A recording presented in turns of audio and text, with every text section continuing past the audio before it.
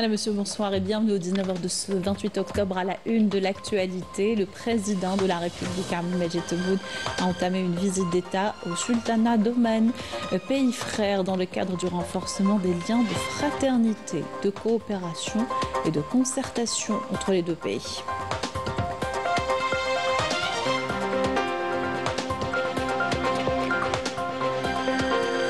Concordance des vues et accords pour renforcer la coopération bilatérale entre l'Algérie et l'Égypte. Retour sur la visite de travail et de fraternité achevée par le président de la République dans ce pays.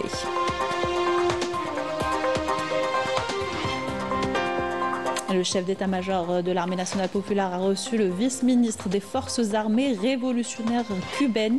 Les discussions ont abordé la coopération militaire et son développement.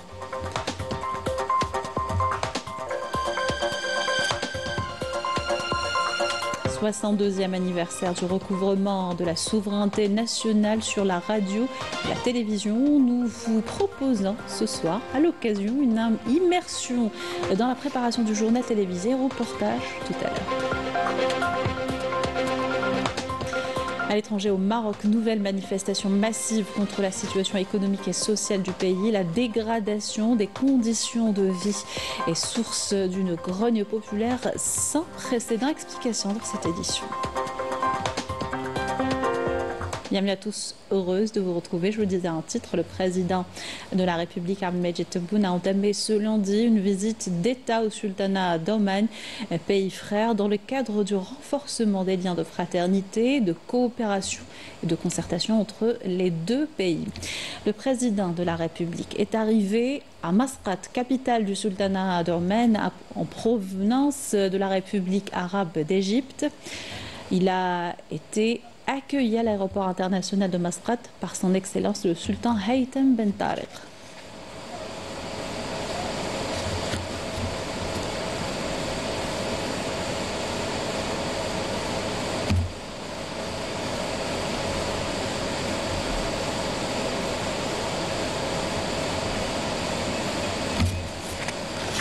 Le président de la République a salué les dignitaires et les hauts responsables militaires venus à son accueil.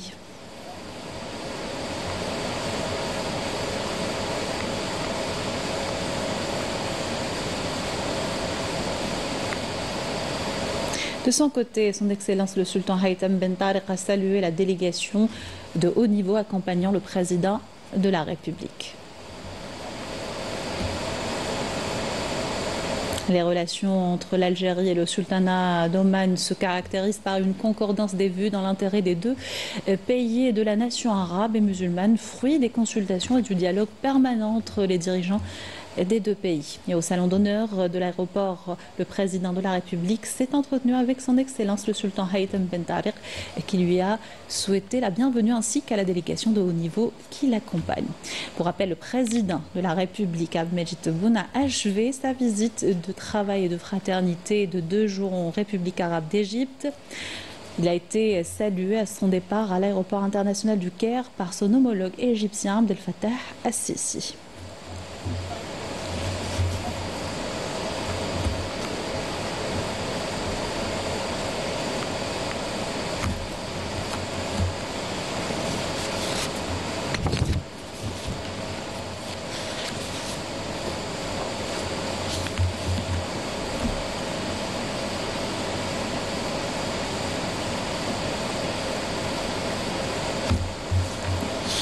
Voilà donc le président de la République à l'aéroport international du Caire avant de quitter l'Égypte après une visite de travail et de fraternité où il a été salué par le président de la République arabe d'Égypte, Abdel Fattah Al-Sisi.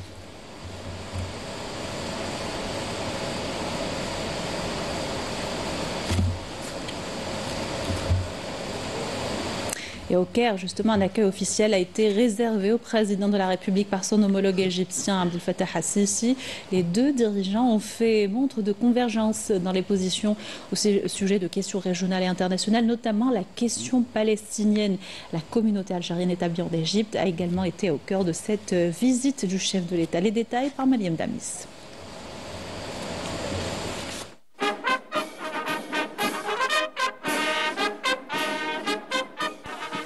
La visite du président Abdelmadjid Tebboune en Égypte revêt une importance majeure, reflétant le poids diplomatique de deux nations influentes, tant au niveau arabe qu'africain et international.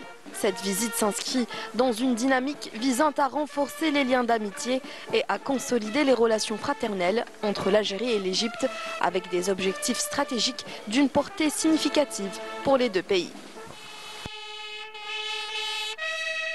L'accueil officiel qui a été réservé au président de la République à son arrivée à l'aéroport international du Caire par son frère, le président de la République arabe d'Égypte, Abdel Fattah al-Sisi, et au palais présidentiel d'Al-Ittihadiyya, ont reflété la grande considération réservée par l'Égypte au président de la République, la solidité des relations entre les deux peuples frères et la relation exceptionnelle qui lie les deux dirigeants.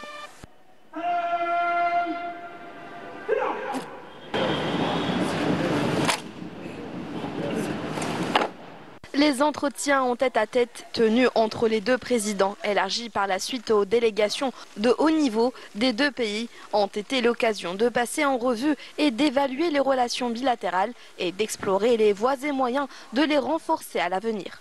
Ils ont également promis d'aborder plusieurs questions prévalant sur la scène arabe et d'autres questions régionales et internationales d'intérêt commun.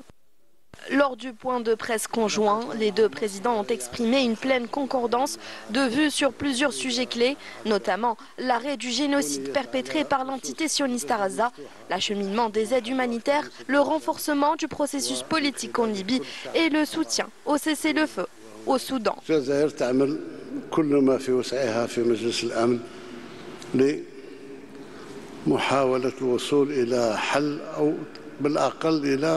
توقيف الإبادة صريحة في الله. فلسطين موقفنا لم يتغير ولن يتغير. الحل الجذري هو دولة فلسطينية في حدود 1967 وعاصمتها القدس الشريف إن شاء الله. Ils ont également adopté une position commune contre les attaques sionistes au Liban, mettant en garde contre les dangers d'une escalade du conflit dans toute la région. أيضا خلال مباحثاتنا تحدثنا عن الأوضاع في المنطقة وقد إيه المخاطر الشديدة اللي موجودة واللي بتتعرض لها المنطقة بدءا من الحرب في غزة وتطورات الأوضاع والحرب في لبنان ثم الأوضاع في ليبيا والسودان والتوافق تام على أهمية استعادة الاستقرار في المنطقة. Dans une démarche soulignant l'importance de la coopération économique, le président Abdelmadjid Tebboune a reçu l'homme d'affaires égyptien Ahmed Sadek Souidi, propriétaire de la plus grande entreprise égyptienne spécialisée dans le domaine de l'électricité. Cette rencontre s'inscrit dans l'objectif de faire de la collaboration économique un axe central des relations bilatérales.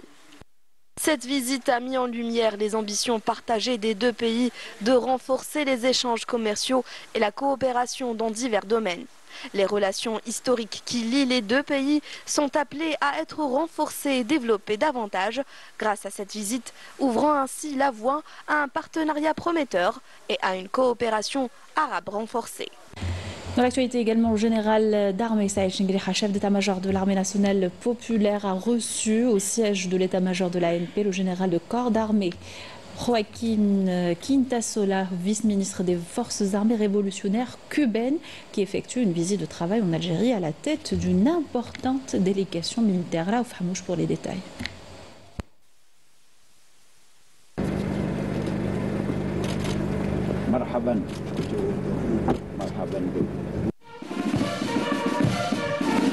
La cérémonie d'accueil a été entamée par le salut du drapeau national, suivi du salut militaire présenté à l'hôte par une formation militaire représentant les différentes forces de l'armée nationale populaire.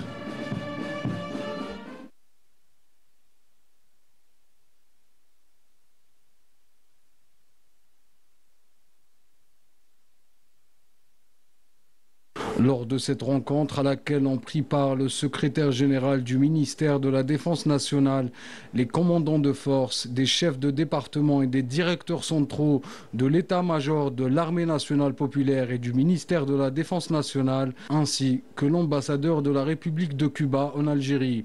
Les deux parties ont abordé le contexte sécuritaire international, soulignant la nécessité de la conjugaison des efforts pour relever les défis et explorer les voies et moyens à même de renforcer les relations de coopération entre les deux pays. Les deux parties ont également échangé les points de vue sur les questions d'intérêt commun.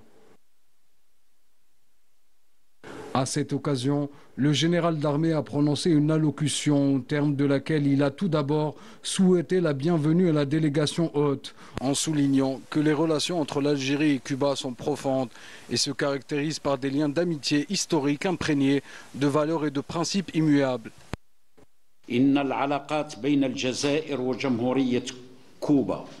Les relations entre l'Algérie et la République de Cuba sont profondes et se distinguent par des liens d'amitié historiques imprégnés de valeurs et de principes immuables qui ont jeté les bases d'une coopération bilatérale exemplaire basée sur l'entraide, la solidarité ainsi que sur le soutien aux peuples opprimés et aux causes justes, à leur tête les questions sahraouies et palestiniennes. Par ailleurs, les positions des deux pays dans le cadre du mouvement des non-alignés se sont caractérisées par une conformité et une convergence qui émanent d'une conscience commune de la nécessité d'instituer un mouvement mondial qui défend les intérêts des pays en développement et rejette la polarité. À ce titre, les contributions de l'Algérie et de Cuba ont eu un effet considérable et palpable sur l'action de ce mouvement, dont les motifs ayant prévalu à sa création et au renforcement de ses activités restent d'actualité à l'aune des mutations mondiales actuelles. وترفض الاستقطاب حيث كانت لمساهمة الجزائر وكوبا أثرا بالغا وملموسا في نشاط هذه الحركة التي لا تزال دواعي إحداثها وتعزيز مساعيها قائمة في ظل التحولات العالمية الراهنة. Le général d'armée a souligné que les relations entre les deux pays ont connu un développement continu au niveau des concertations et de la coordination des positions à l'égard des questions d'intérêt commun, en soulignant le souci de mettre en œuvre les visions stratégiques des dirigeants des deux pays, visant la promotion du partenariat entre les deux armées.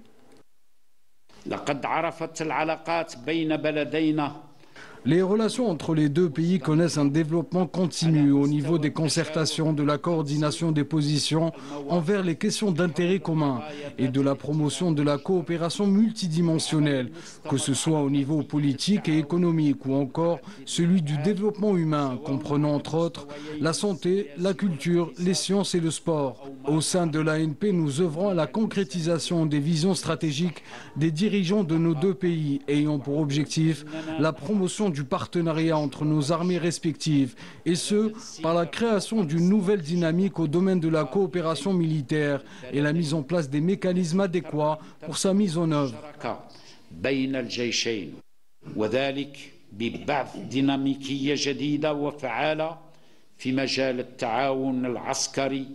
ووضع الآليات المناسبة لتفعيلها. De son côté, le général de corps d'armée Joaquín Quintasola a fait part de sa joie de visiter l'Algérie, saluant à cette occasion la ferme volonté qu'il a constatée chez le général d'armée, chef d'état-major de l'armée nationale populaire, à consolider les relations militaires bilatérales et à les hisser à la hauteur des aspirations des dirigeants des deux pays amis, afin d'asseoir les bases d'une coopération fructueuse et bénéfique pour les deux parties. Au terme de cette rencontre, les deux parties ont échangé des présents symboliques. Avant que le général de corps d'armée Joaquín Quintasola ne signe le livre d'or de l'état-major de l'ANP. Chargé par le président de la République, le Premier ministre Nader El-Arbay a procédé ce lundi à l'installation de Mebrouk Zid El-Khir à la tête du Haut Conseil islamique. Le nouveau président du HCI a souligné l'importance de l'adoption d'une nouvelle vision dans le cadre de la recherche scientifique et la jurisprudence islamique en concordance avec le rôle central du Conseil.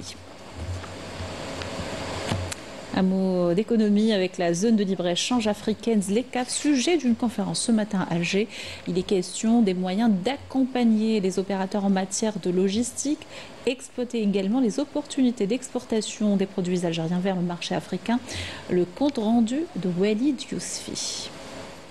Ce sont pour la plupart des experts, des représentants d'institutions, des acteurs majeurs de l'économie africaine qui prennent part à cette toute première édition de African Export and Logistics. Un rendez-vous qui a pour objectif de renforcer les échanges commerciaux entre les pays africains tout en mettant l'accent sur la logistique et la diversification des exportations.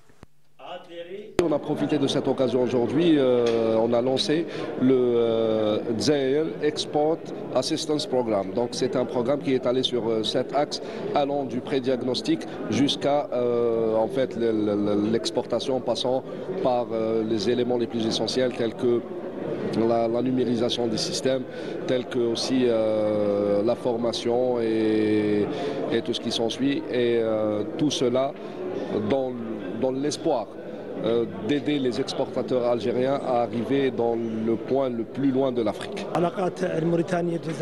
Les relations entre l'Algérie et la Mauritanie ne datent pas d'hier et enregistrent durant ces dernières années une forte dynamique grâce à la volonté politique des présidents des deux pays. Des discussions sont en cours entre les deux parties pour la signature d'un partenariat économique qui devrait renforcer davantage les échanges commerciaux entre les deux pays. Pour les entreprises algériennes, l'enjeu est de taille.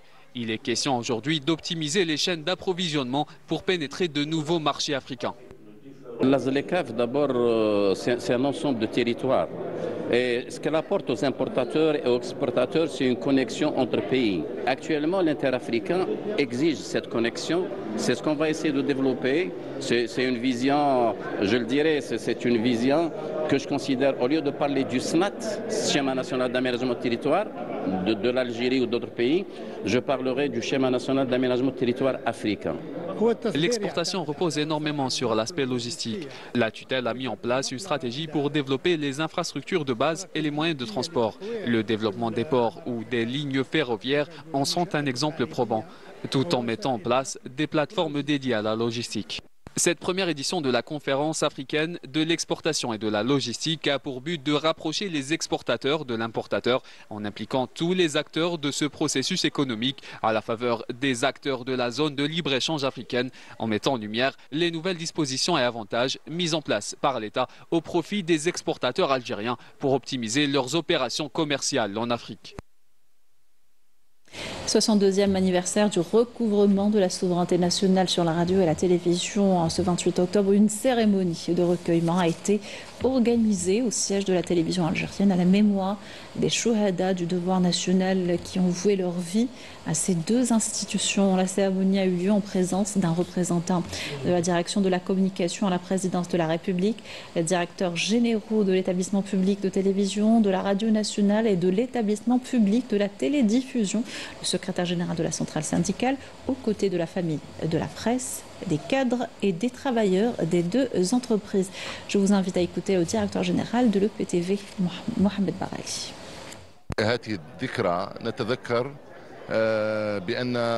Nous commémorons aujourd'hui cet anniversaire du 28 octobre 1962, ce jour où les Algériens ont décidé de parachever le recouvrement de leur souveraineté sur leur identité, leur histoire et leur géographie, mais aussi sur l'image de leur pays. Aujourd'hui, nous sommes tenus de préserver la souveraineté, la sécurité, la stabilité et l'unité nationale.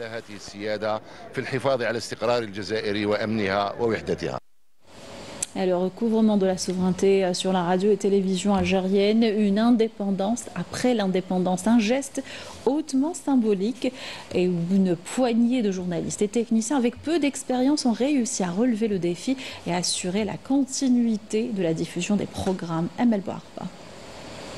Il y a 62 ans, l'Algérie recouvrait sa souveraineté nationale sur la radio-télévision algérienne. Si cette date constitue un symbole fort de la libération du joug colonial, elle témoigne aussi de la confiance placée dans les compétences algériennes. Des compétences qui ont permis de hisser l'emblème national sur la bâtisse imposante de la radio-télévision algérienne. Le recouvrement de cette souveraineté a constitué une étape essentielle pour jouir de l'indépendance totale. À 20h, il y avait le jingle conçu par Mahieddine Bentir en arabe. Il y avait aussi l'excellent journaliste d'expression arabe Atman Amer. C'est lui qui avait présenté le premier journal télévisé.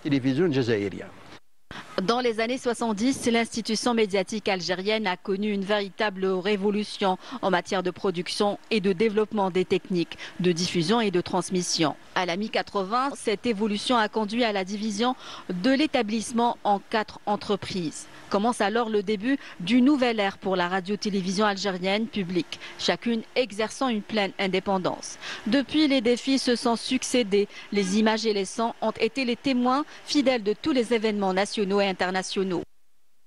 Cela nous rappelle la déclaration du 1er novembre. Dans ses premières et dernières phrases, c'est à vous que revient le devoir de juger notre mérite. Nous sacrifierons nos vies. Ces mots résonnent comme une devise pour les journalistes incarnant leur engagement. Un engagement et un professionnalisme sans faille dont ont fait preuve les journalistes et les représentants de la radio-télévision algérienne. Dans les années 2000, le secteur médiatique s'est ouvert au monde numérique, répondant aux aspirations croissantes des téléspectateurs et des auditeurs. Cette date marque aussi le déploiement de la télévision nationale en 9 chaînes variées offrant aux téléspectateurs des contenus adaptés et spécialisés. Cette évolution a inclus aussi le lancement de sites web. Cette évolution vise l'interaction avec le public. Nous visons à rapporter les préoccupations des citoyens avec professionnalisme et rigueur. Notre mission consiste aussi à accompagner les grands chantiers économiques du pays pour être à la hauteur des défis. Notre mission repose également sur le soutien des causes justes et des luttes pour l'indépendance. Une mission médiatique qui incarne bel et bien des principes bien ancrés dans les valeurs de l'Algérie. Fournir une information précise, une image fidèle, défendre les intérêts de la nation et soutenir les causes justes. À l'occasion du 28 octobre, nous avons décidé de vous emmener dans les coulisses de la confection d'un des programmes phares de la télévision algérienne, le journal télévisé. C'est le travail de toute une équipe qui prépare et élabore le JT de Canal Algérie jusqu'à sa présentation. Reportage de Amal Barba. JT, oui, tout de suite après la conférence de presse. Il est 14h, l'heure de la conférence de rédaction. La feuille de route est déjà tracée pour aujourd'hui. Il faut maintenant penser aux prochaines éditions. Les propositions de reportage et de couverture fusent. Derrière l'élaboration de chaque journal télévisé, une équipe motivée et une course constante contre la montre. Alors il faut savoir que derrière la confection du journal télévisé, c'est toute une équipe, c'est comme une chaîne où tout maillon a toute son importance et c'est la résultante d'un travail titanesque. C'est vrai que nous avons 2 éditions, midi et 19h, mais le travail commence pour le midi à 8h30 le matin, pour le 19h à 13h30, 14h c'est le briefing et c'est là que tout est peaufiné et que les tâches sont réparties. Chaque maillon de la chaîne a une tâche bien définie. Alors là, je suis en train de mettre un petit peu les dernières touches à la feuille de route. Comme on vient juste de faire notre conférence de rédaction, les sujets ont été attribués aux rédacteurs. Et certains sont même partis sur le terrain. On a discuté des sujets qui sont prévus justement pour ce soir, aux 19h. On a même parlé des sujets qui doivent être faits, les reportages éventuellement, parce qu'il faut savoir qu'il y a tout un travail qui est fait en amont. On a une prévisionnelle, nous parlons des sujets de la semaine, des sujets de l'actu, et tout ce qui est factuel, bien sûr, il doit être traité le jour même. Mais pour les reportages, nous avons bien sûr un fil conducteur. Le travail du script, il consiste à veiller au bon déroulement de la feuille de route, à la bonne exécution plutôt de la feuille de route préalablement établie, et de coordonner avec tous les acteurs, c'est-à-dire le réalisateur, les techniciens, les présentateurs, afin que le JT se déroule dans les meilleures conditions. La chef d'édition est quant à elle le trait d'union entre les rédacteurs en chef et le reste du staff rédactionnel et technique. Principale mission du chef d'édition, on doit d'abord assurer la coordination entre les rédacteurs en chef, le staff journalistique et le bureau politique notamment, puisqu'on doit être au fait de l'actualité en temps réel, notamment lorsqu'il s'agit d'activités officielles et présidentielles. Qu'en est-il de la présentatrice ? Dès la fin du briefing, je commence à écrire mes chapeaux. Je suis l'activité du président. Aujourd'hui, on a une activité importante du président de la République qui est en déplacement au Caire. Donc, on doit suivre cette visite avec notre envoyé spécial aussi. On va suivre aussi l'actualité nationale et internationale pour être réactif, pouvoir réagir en cas d'informations majeures, importantes. Et je vais aussi visionner les reportages qui vont passer dans notre journal pour pouvoir écrire les chapeaux, écrire tout ce que je vais dire ce soir au JT. Plus qu'une trentaine de minutes avant le début du JT du 19h, passage obligatoire à la salle de maquillage avant de se rendre au studio. Bonsoir. Ça va, vous allez bien? Le calme du studio contraste avec l'ébullition dans la régie où l'équipe de rédaction et les techniciens se mettent en place. Les derniers réglages sont effectués avant le lancement du générique.